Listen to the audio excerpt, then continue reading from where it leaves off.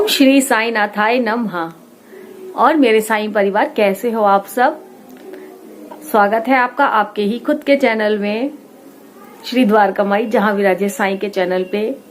क्योंकि जितना प्यार आपने दिया है, ये चैनल जितना मेरा है वो आपका भी है।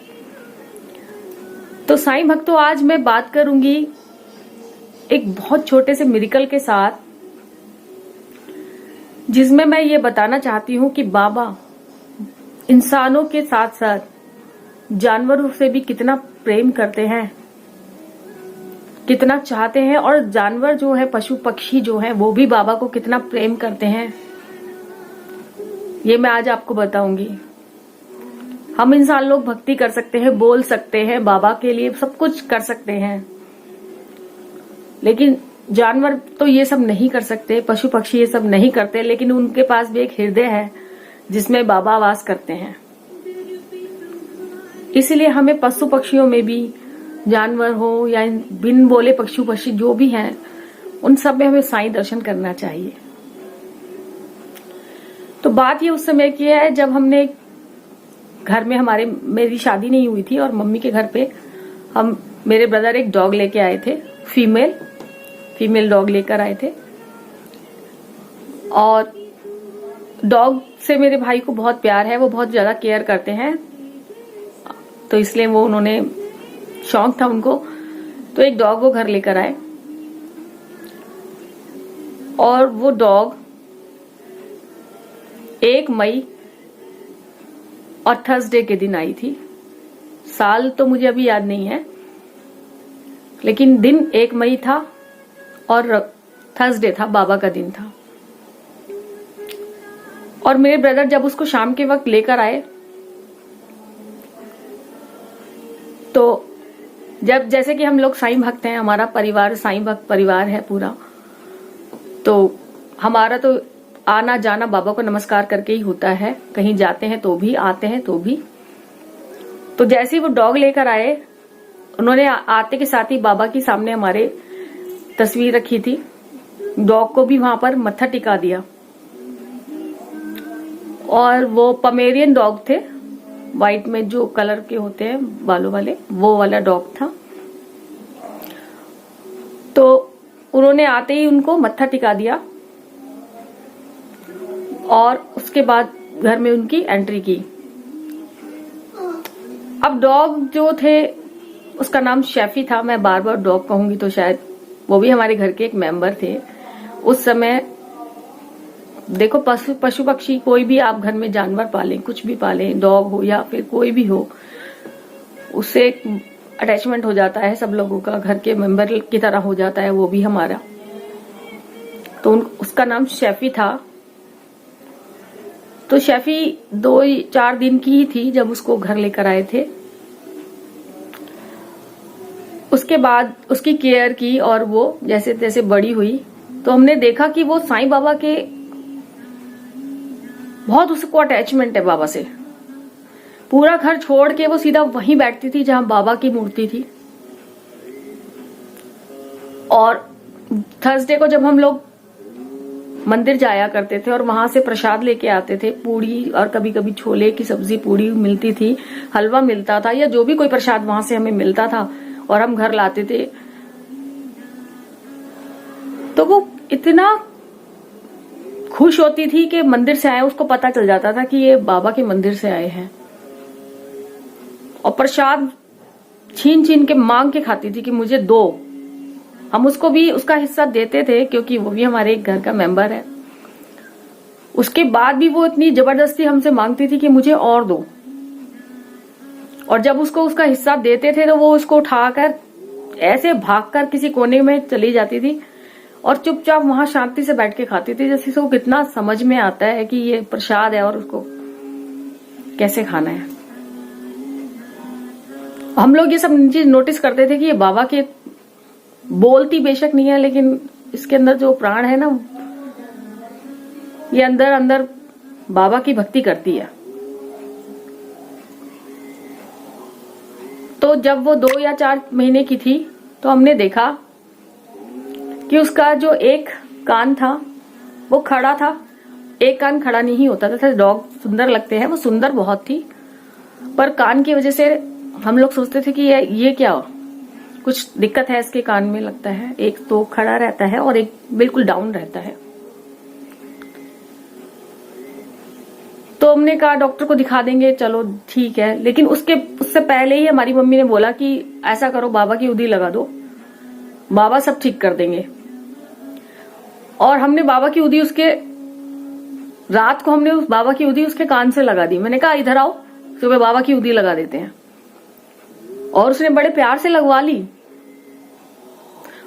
बाबा की उदी लगाने के बाद हम लोग रात में सो गए।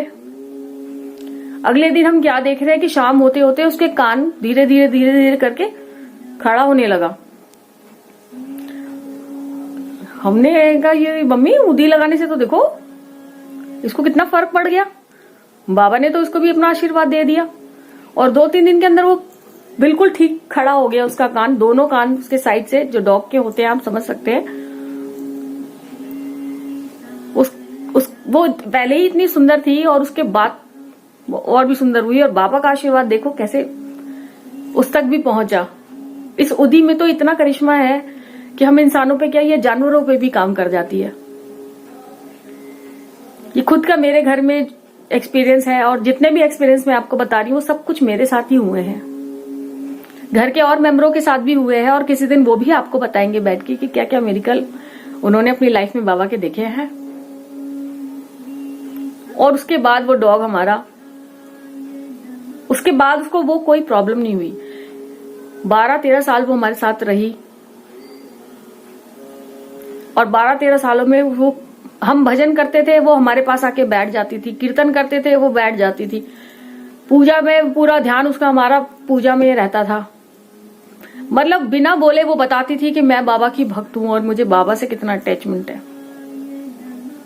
और आप देखिए शैफी लिखेंगे ना तो उसमें भी स्पेलिंग बाबा के नाम की ही आती है। और बाबा की वो भक्त थी ये हमें पता है, क्योंकि बाबा, हम उसको बोलते थे ना कि साईं बाबा कहाँ हैं, तो जाके सीधा वहां बैठ जाती थी। उसका प्रसाद मांगना, उसका पूजा पाठ में बैठ जाना हमारे साथ। बात वो पूरी समझती थी, बस बोल नहीं सकती थी। और मुझे पक्का यकीन है कि जब 12-13 साल वो हमारे साथ रही और उसके बाद जब वो हमें छोड़कर गई है ना, तो बाबा ने उसे अपने श्री चरणों में जगह दी है।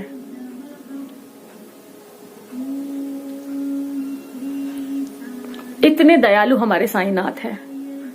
बाबा की महिमा का गुणगान कितना भी करें कम है। मेरी जिंदगी तो बाबा ने बदल के रख दी।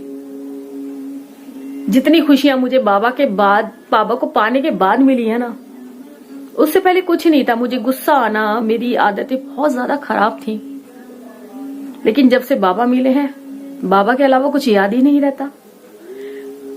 पहले हम भी बुराई भलाई सब करते थे, क्योंकि इंसान है, एक नेचर है, जाएगा नहीं। कुछ नहीं मिला, खाली बैठे हैं, चलो इधर की बातें उधर की बातें। लेकिन अब साईं बाबा ने ऐसा शरण में लगाया है कि बाबा की भक्ति के अलावा मुझे कुछ अच्छा ही नहीं लगता। पहले मैं और टाइप के म्यूजिक भी सुनती थी, बहुत सारी चीजें मेरी लाइफ में बहुत थी, पर अब उन सब चीजों से ध्यान हटके ना सीधा बाबा के चरणों में लग चुका है। और जिंदगी इतनी खूबसूरत हो गई है, उठते बैठते सोते जागते बाबा का ध्यान हमेशा मुझे रहता है। और मुझे पक्का पता है बाबा को भी मेरा बहुत ध्यान रहता है कि मेरी बिटिया है। पल पल बाबा ने मुझे संभाला है, ऐसे ऐसे बुरे वक्त से बाबा ने मुझे निकाला है। और पशु पक्षियों पे भी बाबा अपनी ऐसी कृपा करते हैं, ये मैंने खुद देखा है।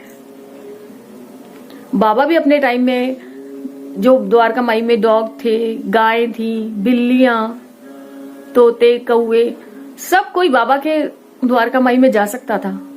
बाबा के साथ जो बाबा का पात्र था, भिक्षा पात्र, उसमें सब मिलजुल कर एक साथ खा लेते थे और बाबा को कोई आपत्ति नहीं थी उसमें। बाबा कभी किसी को मना नहीं करते थे। बहुत सारे जानवरों को बाबा ने इस द्वारका माई में